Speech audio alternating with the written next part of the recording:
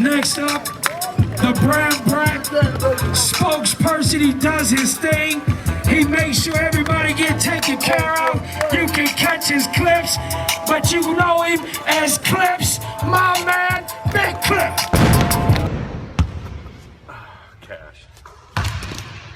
The cliche saying of ball is life, like I really feel like I am the epitome of that because it really is my life. It consumes my life. I loved the game. Michael Jordan said, and I'll never forget this quote, love the game early and learn it late. And that's exactly what I did. I stayed, on the basketball courts. I played with all the older guys. Everybody knew me around town as the kid that I just wanted to play. And I progressively got better. But the thing that has never changed for me is the fact that I still play this. I'm in my 30s and I still play it with the same kind of passion that I had when I was 10 years old. And I went to my first Clipper game and I fell in love with the whole thing. And I bought a package of like 14 games when I was 10.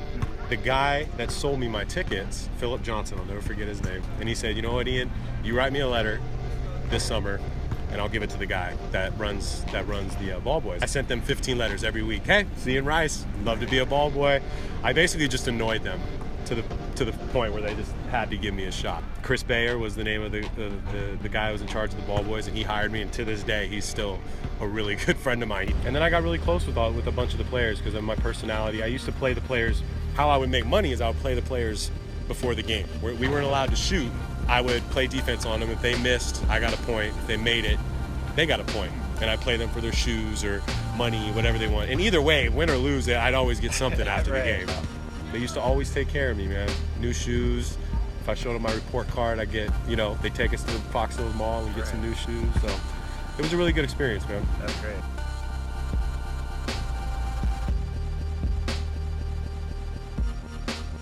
I think if you asked 100 people that know me and you asked them to say one word that describes Ian, I will guarantee you 100 people will say basketball.